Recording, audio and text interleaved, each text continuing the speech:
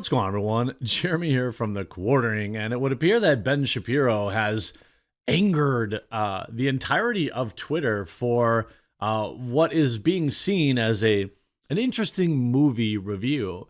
Now, we all know that Ryan Roundhead Johnson, the director of some of the worst movies in history, is much beloved by the left. And admittedly, a lot of people enjoyed the first movie, Knives Out. The second movie, Glass Onion, has not received similar acclaim. Ryan Roundhead Johnson, most well known for putting out maybe one of the worst Star Wars movies in history, took on Ben Shapiro. Ben Shapiro took on Ryan Johnson's movie writing skills, and people absolutely, positively lost their minds. It was one of the weirdest, most bizarre things that I've seen Twitter get upset about. I can't say ever, but in a long time. Ben Shapiro roasted for angry Glass Onion Twitter thread. Maybe have you ever read or seen a mystery before?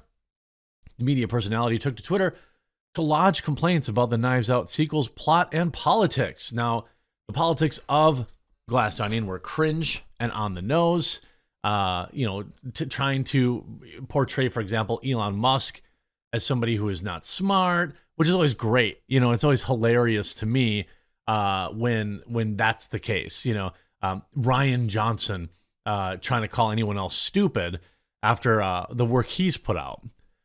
Media personality Ben Shapiro missed the point of Glass Onion, a Knives Out mystery, in a lengthy Twitter thread, lodging his complaints about the story and the film's politics. And his lukewarm takes were met with significant pushback on social media the weekend that film hit Netflix. Glass Onion, and by the way, I don't think this movie really did very good, right? I don't think it, I don't know why people are, okay, it got a 93%. Okay, it did rate very well. Most of the early reviews I saw did not care for it. Interesting. So it goes on. Let's actually look at Ben's thread because it's hilarious how angry everyone got. I regret to inform you that Glass Onion is actively bad. I will discuss the actual writing of the movie, followed by the politics of it. Both suck. Spoilers follow. First, the writing. The first half of the movie is complete misdirect and a waste of time. Now, that is a bad take. It is a mystery. It is a whodunit. Of course, the first half was a misdirect. That was weird. Did Ben think it was like a true crime thing? Not a great take, but I digress. So I'll skip the hard spoilers. Okay, why the misdirect? Because the story itself, in the purest form of incredible laziness, it relies on not one, not two, but three bad writing tropes: an identical twin, a comprehensive journal, and a moron of a bad guy. You can write your way out of literally any scenario given an identical twin, which removes the need for linear coherence, a comprehensive journal, which explains everything, and a moron for a bad guy, which removes the necessity of any kind of logic. These are all true.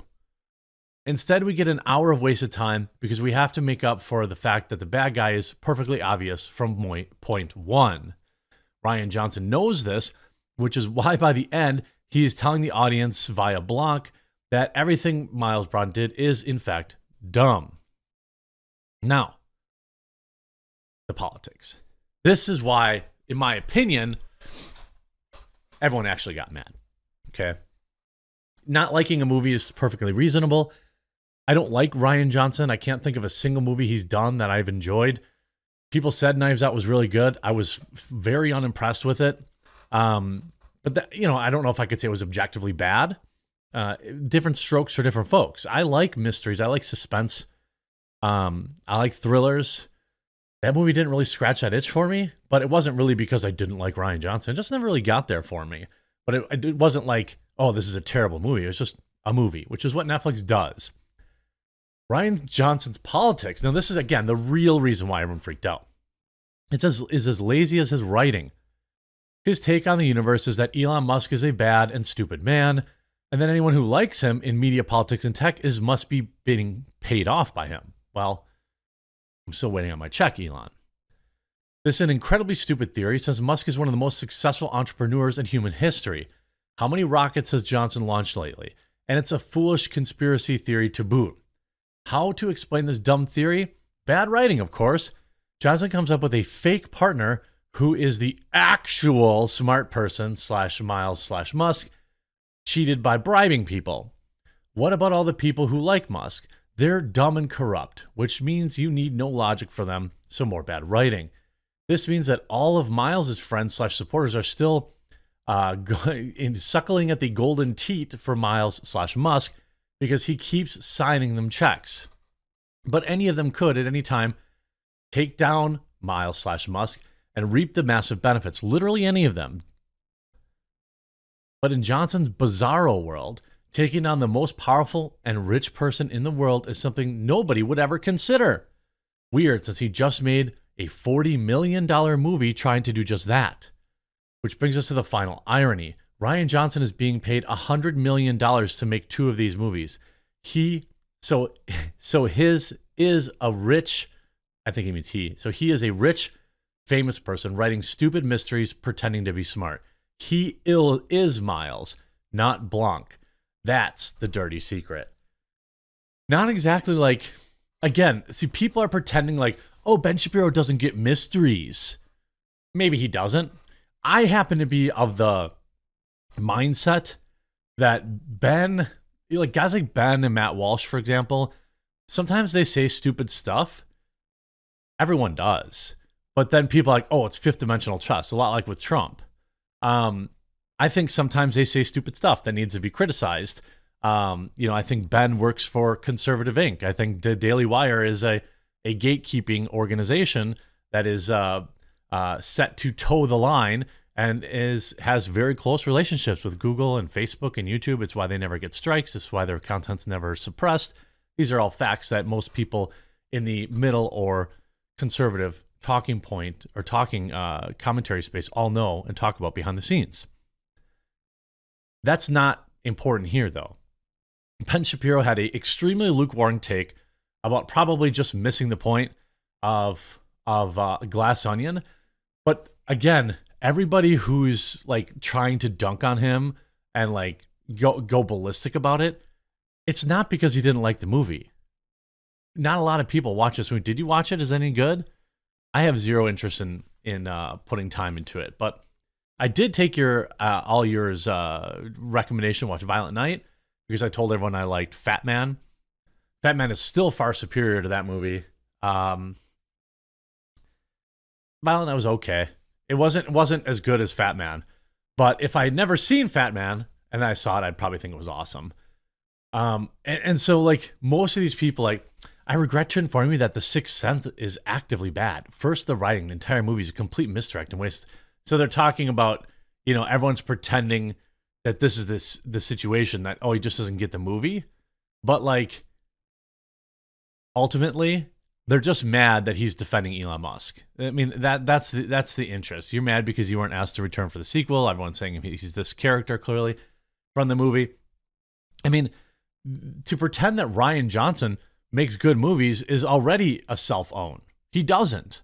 I don't think he's made.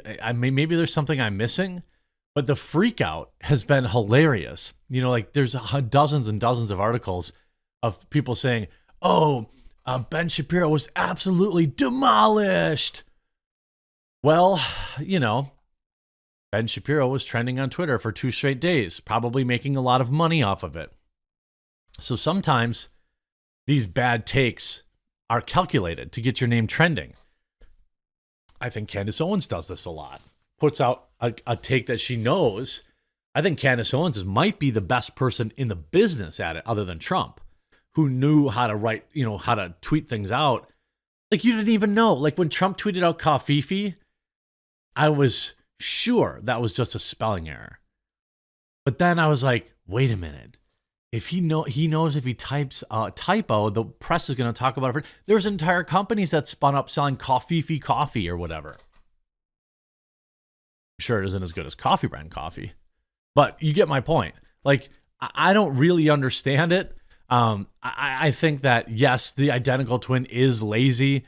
It's not a movie that I feel like, the payoff there would be, I would be feeling ripped off if that was the payoff. because that means really nothing. You know, really nothing. Have you ever seen or watched a mystery before? It sucks that for your brain is so tiny it couldn't even handle a misdirect and a rug pull in a mystery movie. Yeah, I do agree with Ben though. That like that makes you feel like you wasted your time. You know what I mean? Like, oh, none of this actually mattered and I just watched a 2-hour movie.